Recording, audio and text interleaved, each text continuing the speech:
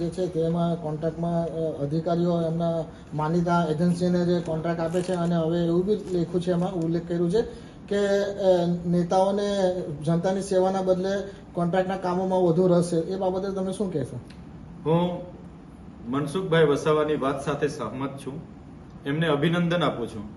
પણ મનસુખભાઈ, તમારી સરકાર છે ગુજરાતમાં, તમે અહીંના સાંસદ છો, તો કયા નેતાઓના ઈશારે આ બધું થાય છે એને ખુલ્લા પાડો. અમે તો 23/10 ના રોજ મુખ્યમંત્રી અને જિલ્લા કલેક્ટરને લખીને આપેલો છે, આ મારો પત્ર છે, કે બહારની એજન્સીઓ મટીરિયલ પૂરું પાડવાના નામે અહીંયા કરોડોના ભ્રષ્ટાચારો કરે છે.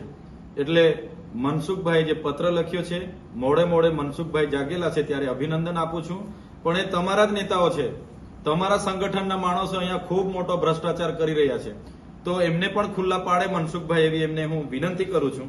આજે અમારા ડેડિયાપાડા વિસ્તારના સરપંચોએ આવેદનપત્ર આપ્યું, એમાં બધાએ સહી સિક્કા કર્યા છે કે અમને બહારની એજન્સી નથી જોઈતી, અમે જાતે જ એજન્સી તરીકે અમલીકરણ સંસ્થા તરીકે પાત્રતા ધરાવીએ છીએ, જીએસટી નંબરો તમામ પંચાયતો પર છે, તો કેમ પંચાયતોને ડાયરેક્ટ એજન્સી તરીકે કામ આપવામાં નથી આવતું?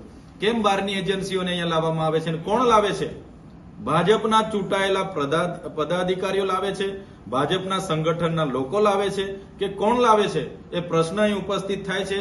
અને સંગઠનના લોકો અહીંયા બહારની એજન્સી લાવીને કરોડોના ભ્રષ્ટાચારો કરે છે.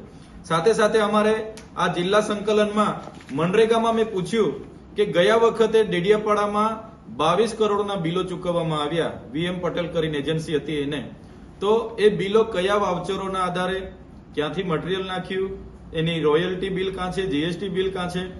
કોઈ વહીવટી તંત્ર પર એના બિલ નથી. એમણે કીધું કે એ બિલો અમે એજન્સી પાસે હશે, તો બિલો વગર પેમેન્ટ 22 કરોડનું તમે કઈ રીતના ચૂકવી શકો? આ એ સરકારી અધિકારીનો જવાબ છે. એટલે પોતાની સરકારમાં 60 ટર્મના સાંસદનું કોઈ માનતું ના હોય તો તમે વિચારો કે અહીંયા કઈ હદે અધિકારી રાજ ચાલતું હશે અને કયા નેતાઓના ઈશારે અહીંયા આટલા બધા કૌભાંડો થાય છે. અમે આવનારા દિવસોમાં એ બાબતને લઈને પણ ખૂબ મોટું આંદોલન કરીશું અને કયા નેતાઓ છે એમને પણ અમે ખુલ્લા પાડીશું.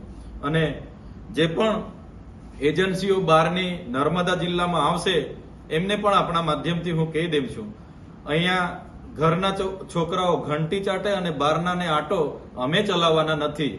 લોકલ એજન્સી હશે, મારી ડેડિયાપાડાની કે શાકબારાની, એ કોઈ પણ હશે તો કરવા દઈશું. બહારના એક પણ જણને ડેડિયાપાડામાં હું કામ કરવા દઈશ નહીં. આ ચોખ્ખી મારી ચેતવણી છે. અને જે પણ નેતાઓ હશે, એ મિનિસ્ટર હશે, સાંસદ હશે કે સરકારના કે કેન્દ્રના જે પણ હશે, એની સાથે અમે લડી લઈશું. પણ બહારના એક પણ વ્યક્તિને ડેડિયાપાડા શાકબારામાં આવા બોગસ બિલો મૂકીને કરોડો રૂપિયાનો ભ્રષ્ટાચાર અમે કરવા દેવાના નથી.